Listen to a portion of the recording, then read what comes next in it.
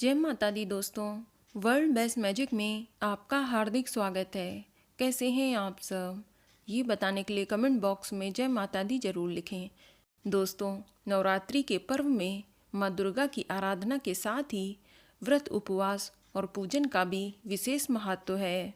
जिस प्रकार नवरात्रि के 9 दिन माँ दुर्गा के 9 अलग अलग स्वरूपों की पूजा की जाती है, उसी प्रकार इन 9 दिनों में माता को प्रत्येक दिन के अनुसार भोग या प्रसाद भी अर्पित किया जाता है, क्योंकि नवरात्रि के 9 दिनों में माँ के 9 रूपों की आराधना की जाती है। वैसे तो माता को सच्चे मन से जो भी भोग लगाओ वे स्वीकार कर लेती हैं, लेकिन माता दुर्गा को नवरात्रि में ये 9 भोग बेहद ही पसंद हैं। मान्यता है कि जगत जननी को इनका भोग लगाने से मनोकामनाओं की पूर्ति होती है, साथ ही बुद्धि व धन संपदा में भी वृद्धि होती है।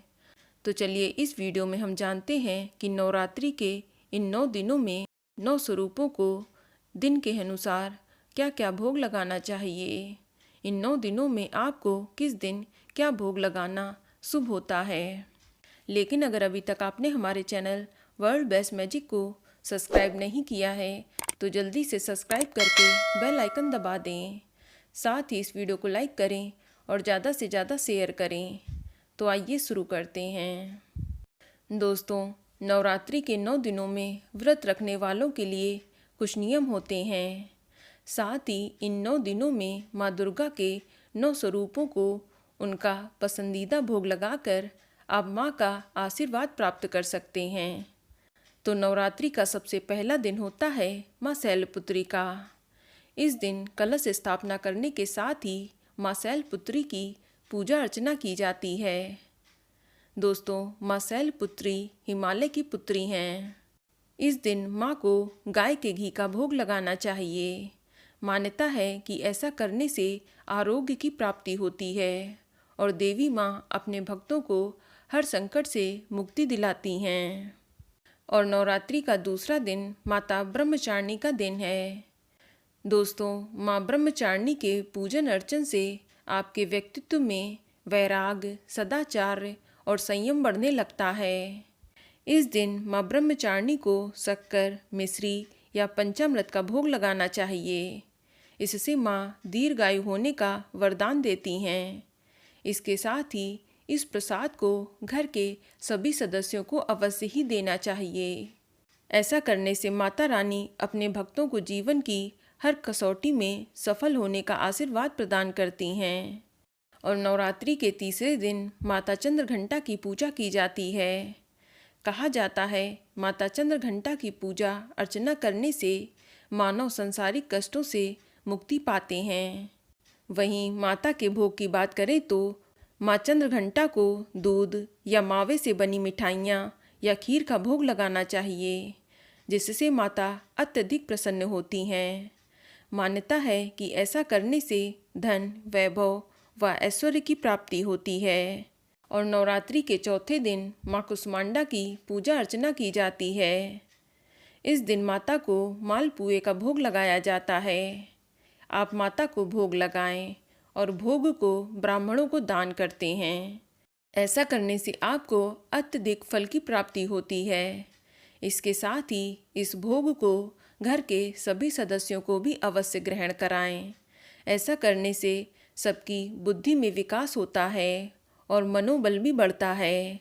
इसके अलावा घर परिवार में सुख शांति का वास भी होता है। दोस्तों, नवरात्रि के 5वें दिन माँ दुर्गा के 5वें स्वरूप माँ स्कंद माता की पूजा की जाती है। माता अच्छी बुद्धि, विवेक व सुंदर वाणी प्रदान करती हैं, जिससे कि हर व्यक्ति आपकी बातों से प्रभावित होता है। इस दिन माता को केले का भोग चढ़ाया जाता है। कहा जाता है कि माता को केले का भोग लगाने से सभी शारीरिक रोगों से मुक्ति मिलती है और बच्चों का करियर भी अच्छा रहता है। और नवरात्रि के छठे दिन माँ के छठवें स्वरूप माँ कात्यायनी की पूजा अर्चना की जाती है। अगर किसी व्यक्ति का विवाह न हो रहा हो या वैवाहिक जीवन में बहुत परेशानियाँ हों उसे माता के इस स्वरूप की पूजा अर्चना करनी चाहिए। माता कात्यायनी को भोग के रूप में लौकी, मीठे पान और शहद चढ़ाया जाता है।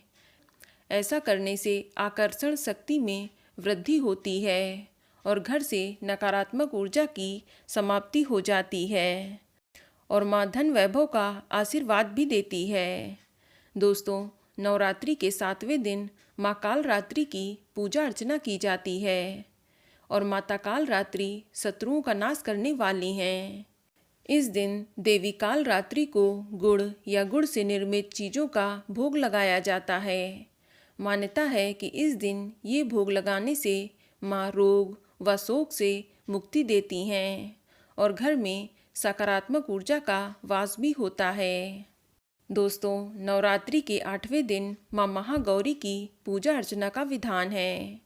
माँ महागौरी की पूजा करने से व्यक्ति के सभी कष्ट दूर होते हैं और घर में सुख समृद्धि आने लगती है। इसीलिए नवरात्रि के 8वें दिन आप भोग के रूप में माँ को नारियल अवश्य चढ़ाएं। ऐसा करने से आपको मनोवांछित फल की प्राप्ति होगी और आपके घर में कभी भी धन धान्य की कमी नहीं रहेगी। और नवरात्रि का 9वां दिन माता सिद्धिदात्री का है। अगर आप अपनी हर इच्छा पूरी करना चाहते हैं तो आप इस दिन माँ सिद्धिदात्री की पूजा करें। माँ चाहे तो आपकी हर इच्छा को पूरा कर सकती हैं। इस दिन माता को अनाज का भोग लगाएं। आप इस दिन माता को हलवा, पूरी, चना, खीर या तिल व तिल से बनी चीज़ों का भोग लगाएं।